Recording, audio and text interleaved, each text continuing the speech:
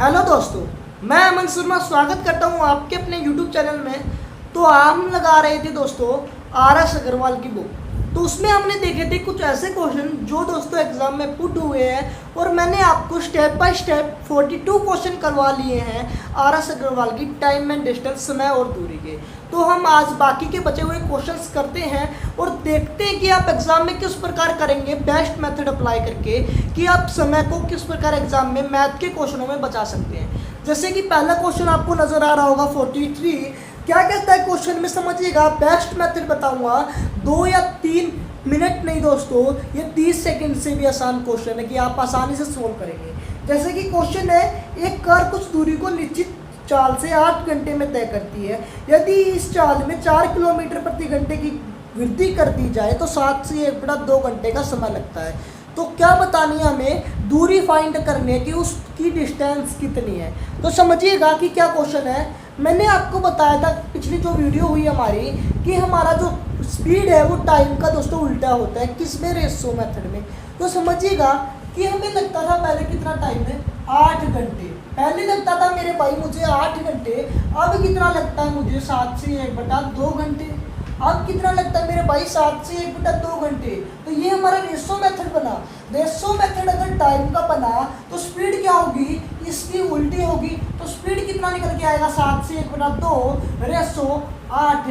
अगर मैं 7 से 1/2 को पूरा खोलता हूँ तो कितना आएगा, 7 दूनी 14 और 1 15/2। तो मैं यहाँ लिख सकता हूँ 15/2 रेशो कितना आएगा अपना 8, और 2 वहाँ चले जाएगा तो 15/16 किसका निकल के आया मेरे भाई, स्पीड का। तो मैं इसको रिमूव करता हूँ तो यहाँ क्या लिखता हूँ, 15/16। 15/16 यहाँ पे कितना बना अपना स्पीड का, कितना बना स्पीड का। कहने का मतलब है हमारे जब 8 घंटे लगते थे तो अपनी स्पीड कितने की होती थी, 15 किलोमीटर प्रति घंटे की। जब हमें इतना समय लगा, जब हमारी स्पीड कितनी हुई, 16 किलोमीटर प्रति घंटा। तो कहने का मतलब कितनी हमें बढ़ानी पड़ी, 1 बढ़ानी पड़ी।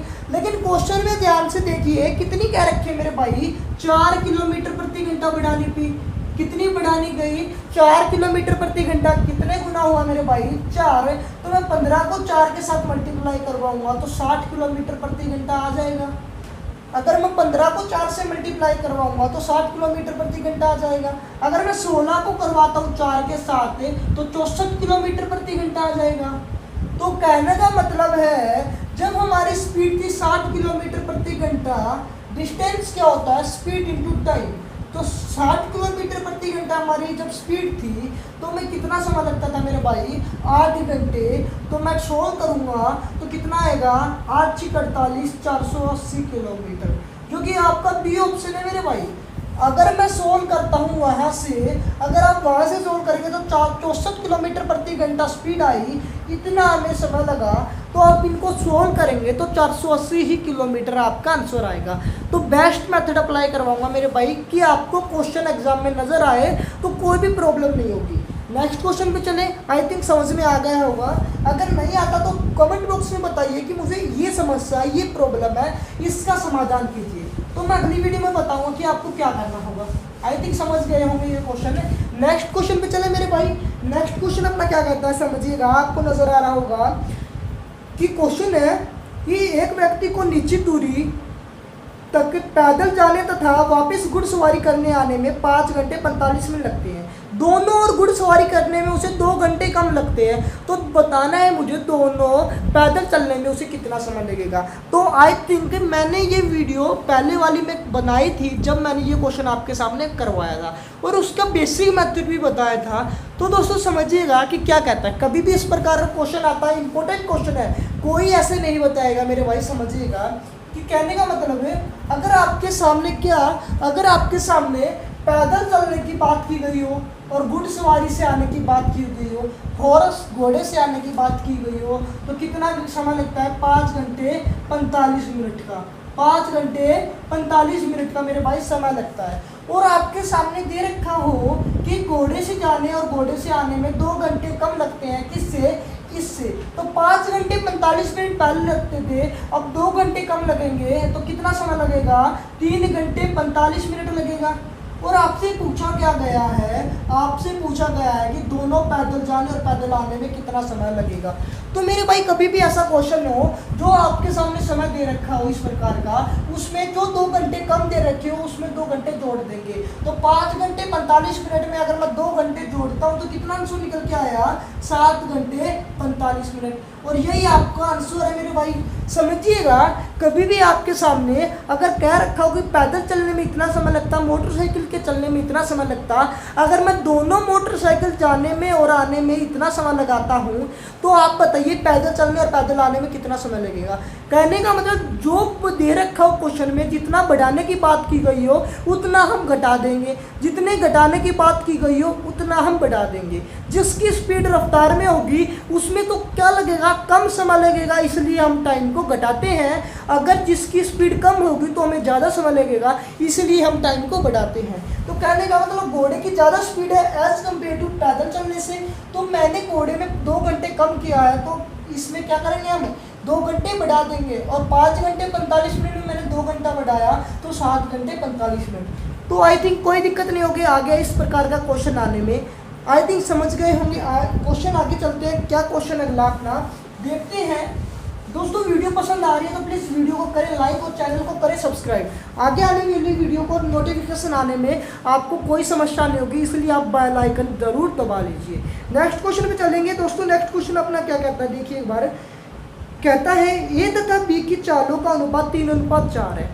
बताया गया है कि एक निश्चित दूरी बी ने 24 मिनट में तय की, तो इस दूरी को तय करने में ए कितना समय लगाएगा।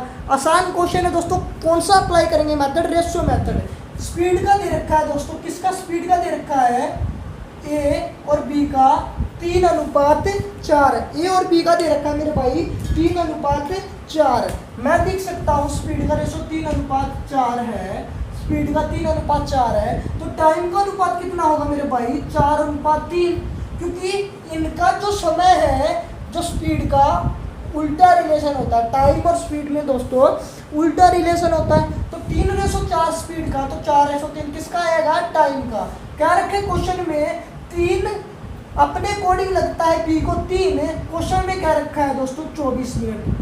क्वेश्चन में क्या रखा है 24 मिनट, कितने गुना, 8 गुना। तो आपसे पूछा है ए का, तो इसको भी 8 गुना कर दीजिए, तो कितना आएगा 32 मिनट। आंसर कितना आएगा 32 मिनट है। आई थिंक कोई दिक्कत नहीं होगी ऐसे क्वेश्चन करने में। आगे क्वेश्चन आएगा तो कर लोगे दोस्तों। चलते हैं नेक्स्ट क्वेश्चन पे, समझिएगा कि क्वेश्चन क्या कहता है। नेक्स्ट रिमूव करता हूँ, आपको नजर आ रहा होगा स्क्रीन पे। नेक्स्ट क्वेश्चन क्या कहता है, क्वेश्चन आपके सामने नजर आ रहा होगा। एक कार किसी दूरी को 10 घंटे में तय करती है। यदि इस यात्रा की आधी दूरी 40 किलोमीटर प्रति घंटे की चाल से तथा शेष आधी दूरी 60 किलोमीटर प्रति घंटे की रफ्तार से तय करता, तो दूरी कितनी है। तो मेरे भाई बेसिक मेथड से भी करेंगे, ट्रिक भी बताऊंगा।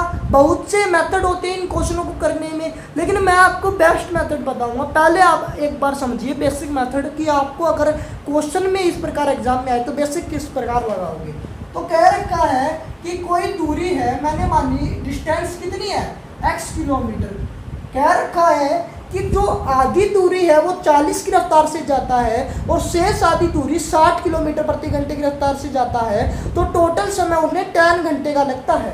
तो मैं कहता हूँ टाइम क्या होता है अपना, डिस्टेंस और स्पीड। तो मैं जो कि स्पीड अपनी पहली 40 किलोमीटर प्रति घंटा, दूसरी 60 किलोमीटर प्रति घंटा, और पहली जो डिस्टेंस अपनी x किलोमीटर है और उसका आधा कितना होगा x/2। तो समझिएगा आधी दूरी कितने की स्पीड से करता है मेरे भाई, 40 की स्पीड से, क्योंकि पहली 40 किलोमीटर प्रति घंटा है और शेष दूरी आधी कितनी है, x/2 आधी होगी कितने की रफ्तार से, 60 किलोमीटर प्रति घंटे की रफ्तार से। तो टोटल समय उन्हें कितना लगा मेरे भाई, 10 घंटे 10 आवर्स का लगा। तो समझिएगा मैं इसको कह सकता हूँ x/80 plus x/120 equal to 10 घंटे का समय हमें लगता है। कभी भी इस प्रकार के क्वेश्चन बने तो आपको स्मार्टनेस लगानी है। मैंने आपको पहले भी बताया था कि आपको इस प्रकार नजर आए तो सोल्व नहीं करना, आपको ऑप्शन में देखना है कि कौन सा ऐसा ऑप्शन है जो इन दोनों से डिवाइड हो जाए, वो भी पूरा का पूरा। जैसे कि पहला ऑप्शन देखिए, पहला ऑप्शन क्या है 400 किलोमीटर। मेरे भाई 400 तो हो जाएगा 80, लेकिन यहाँ होगा नहीं होगा। 400 क्या 120 डिवाइड कर पाएगा? नहीं कर पाएगा। तो ये ऑप्शन तो गलत है, क्योंकि पूरा डिवाइड करना है आपको। सी ऑप्शन देखिए 380, मैंने अपने पास ही तो ऑप्शन नहीं लिए, बुक में जो है वही मैं बता रहा हूँ। सी ऑप्शन है 380, नहीं हो रहा तो ये भी ऑप्शन गलत है। लास्ट ऑप्शन है 300, तो ये तो बिल्कुल नहीं हो रहा, तो ये भी गलत है। तो ऑप्शन बचा कौन सा? 480, जो कि बी ऑप्शन आपका, यही आपका आंसर है। नहीं यकीन लगा लीजिए एक बार। मैं यहाँ रखता हूँ एक्स की जगह 480 बटा 8 प्लस 80 प्लस 480 बटा 120। कितना समय लगना चाहिए? 10 घंटे का। सोल्व करता हूँ तो ये किस पे जाएगा? 6 पे। ये किस पे जाएगा? 4 पे। तो सोल्व करूँगा तो 10 घंटे के इक्वल आना चाहिए। तो 6 + 4 कितना हुआ? 10 और 10 घंटे। तो ये आपस में इक्वल आ गए। तो आपको ऑप्शन के अनुसार है 480। ये तो आपकी स्मार्टनेस है कि आप ऐसे भी क्वेश्चन लगा सकते हो। अब समझिए कि रेशो मेथड आपका क्या कहता है। रेशो मेथड से आपको किस प्रकार क्वेश्चन करने लिए वो समझिएगा। तो रेशो मेथड कहता है, बहुत आसान तरीका होगा रेशो मेथड का करने का। समझिएगा कि कह रखा है आपके सामने कि पहले जाता है वो 40 किलोमीटर प्रति घंटे की रफ्तार से, तो मैं स्पीड लगा सकता हूँ। पहले जाता है वो 40 की रफ्तार से, फिर जाता है वो 60 की रफ्तार से। मेरे भाई समझिएगा, पहले जाता है 40 की रफ्तार से, फिर जाता है 60 की रफ्तार से। तो टाइम का रेशो क्या होता है इनका? उल्टा। तो 60/40 टाइम का आ गया। 60/40 टाइम का आ गया मेरे भाई रेशो। अगर मैं सोल्व करता हूँ 3, अगर मैं सोल्व करता हूँ 2, तो टाइम का रेशो कितना निकल गया? 3/2। तो कहने का मतलब अगर मैं 40 की रफ्तार से जाता तो मुझे 3 घंटे लगते, 60 की रफ्तार से जाता तो मुझे 2 घंटे लगते। तो टोटल समय कितना हुआ? 3 + 2। तो मुझे टोटल दूरी तय करने में 5 घंटे लगे। लेकिन क्वेश्चन के अकॉर्डिंग मेरे भाई 5 घंटे ना क्या कर, कितना घंटे क्या रखा है? 10 घंटे। कितने गुना मेरे भाई? 2 गुना। मैं इसको भी 2 गुना करवाऊँ तो कितना आएगा? 6 आवर। इसको भी 2 गुना करवाऊँ तो कितना आएगा मेरे भाई? 4 घंटे। अगर आपसे पूछी गई है डिस्टेंस, तो डिस्टेंस क्या होती है मेरे भाई? स्पीड इनटू टाइम में। स्पीड अपनी कितनी है? 40 किलोमीटर प्रति घंटा। मुझे दोस्तों कितने घंटे लगते हैं? 6 घंटे। 40 की रफ्तार से जाने में कितना समय लगेगा मेरा भाई? 6 आवर। तो टोटल कितना निकल के आया? 240 किलोमीटर। बाकी देखते हैं जो बची हुई हमारी शेष दूरी है, वो उसमें जाता है मैं 60 किलोमीटर प्रति घंटे की रफ्तार से। कितने समय लगा? मुझे 4 घंटे लगा। तो टोटल निकल के आया 240 किलोमीटर है।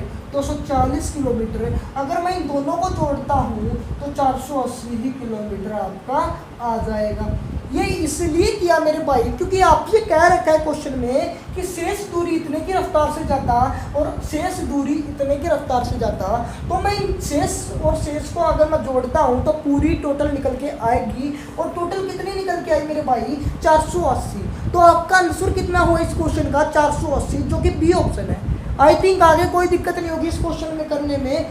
आगे चले। आगे क्वेश्चन क्या कहता है समझिएगा। नेक्स्ट क्वेश्चन आपके सामने जो है वो क्या कहता है, कह रखा है क्वेश्चन, एक व्यक्ति बिंदु ए से बिंदु बी तक 4 किलोमीटर प्रति घंटे की गति से जाता है तथा वापस बिंदु बी से ए तक 6 किलोमीटर प्रति घंटे की रफ्तार से लौटता है। ए से बी तक पहुंचने तथा बी से ए तक आने में लगे समय का अनुपात बताइए। मेरे भाई आसान क्वेश्चन है, सब लोग लगा लेंगे। किस प्रकार से? यहाँ मैंने मानी ए से बी, ए बिंदु और बी बिंदु मानी। तो यहाँ से अगर वो जाता तो 4 की स्पीड से जाता और बी से ए आता तो 6 किलोमीटर प्रति घंटे की रफ्तार से आता। तो स्पीड का रेशो क्या बन गया मेरे भाई? 4 और 6। 4 और 6 बन गया स्पीड का। तो टाइम का कितना बनेगा मेरे भाई? 6/4। अगर सोल्व करेंगे मेरे भाई तो क्या आएगा? 3/2। और आपका ऑप्शन कौन सा मेरे भाई में? ई ऑप्शन है। तो वही आपका करेक्ट आंसर है। आई थिंक कोई दिक्कत नहीं होगी इस क्वेश्चन को करने में। आसान क्वेश्चन था, सबको आता होगा। नेक्स्ट क्वेश्चन में चले मेरे भाई। नेक्स्ट क्वेश्चन आपका किस प्रकार है समझिएगा। आपका जो नेक्स्ट क्वेश्चन है बहुत इंपॉर्टेंट क्वेश्चन है, एग्जाम में आने के बहुत चांस है क्वेश्चनों के। तो समझिएगा, एक व्यक्ति जो पहाड़ी की ढलान के अनुदिश 4 से 1/2 किलोमीटर प्रति घंटे की रफ्तार से चाल से और ढलान के विपरीत दिशा में 3 किलोमीटर प्रति घंटे की चाल से चल सकता है। पहाड़ी के ऊपर जाकर वापस आने में प्रारंभिक स्थान पर 5 घंटे में पहुंचता है। तो वह पहाड़ी पर कितनी ऊंचाई तक क्या चढ़ा? तो पहाड़ी की ऊंचाई की बतानी है, कितनी ऊंचाई। तो समझिएगा क्वेश्चन क्या करता है, रेशो मेथड से करेंगे। पहले समझिए, मैंने मानी ये हमारी क्या है? एक पहाड़ी है ढलान की अनुदिश, कहने का मतलब समझ पा रहे मेरे भाई, ढलान की ही दिशा में वो कितने की रफ्तार से जाता है, 4 से 1/2 किलोमीटर। और मैंने दूसरी पहाड़ी मान ली, वो कितने की रफ्तार से ऊपर जाता है मेरे भाई, वो जाता है 3 किलोमीटर प्रति घंटे की रफ्तार से। तो रेशो मेथड क्या कहता है, पहले उसकी कितनी रफ्तार थी, 4 से 1/2, अब कितनी है मेरे भाई, 3। तो रेशो अगर मैं टाइम का निकालता हूँ तो 3 रेशो 4 से 1/2, और 4 से 1/2 को क्या लिख सकता हूँ, 9/2, 4 दूनी 8 और 1 9, तो 9/2 मैं यहाँ लिख सकता हूँ। और सोल्व करता हूँ तो ये किस पे जाएगा, 3 पे, और 2 ऊपर आएगा तो 2:3 बनेगा। किसका रेशो बनेगा, वो टाइम का बनेगा मेरे भाई। टाइम का रेशो कितना बन गया है मेरे भाई, यहाँ से 2:3। समझिएगा कि पहले उन्हें लगता था क्या, 2, पहले उन्हें लगता था 2 टाइम, किसकी रफ्तार थी वो, 4 से 1/2 ढलान की दिशा में आने में लगेगा दोस्तों। और अब लगेगा मेरे भाई उनको 3 टाइम, तो टोटल टाइम कितना लगा अपने को, 5 घंटे। 2 + 3 कितना लगा, 5। क्वेश्चन में भी दे रखा है दोस्तों मेरे भाई, 5 दे रखा है, कितने गुना है, 1। अगर मैं यहाँ से निकालता हूँ 1 गुना करूँगा तो 2 घंटे लगता है मेरे भाई ऊपर नीचे आने में, और यहाँ से अगर मैं 1 गुना करूँगा तो 3 लगता है मेरे भाई ऊपर जाने में। तो समझिएगा, आपसे कह रखा है क्या, आपसे कह रखा है कि डिस्टेंस बतानी है, तो डिस्टेंस किसकी बतानी है मेरे भाई, उसकी बतानी है नीचे आने में। क्या कह रखा है क्वेश्चन, क्या बताना है आपको, बताना है कि वह पहाड़ी पर कितनी ऊंचाई तक चढ़ा। तो मेरे भाई पहाड़ी तक बताना है तो कितनी ऊंचाई तक चढ़ा होगा, आप कहीं से भी निकाल सकते हो। चढ़ने पे कितने किलोमीटर प्रति घंटे की रफ्तार है, 3। टाइम कितना लगता है मेरे भाई, 3। तो कितना लगा मेरे भाई, 9 किलोमीटर। कितना आया, 9 किलोमीटर।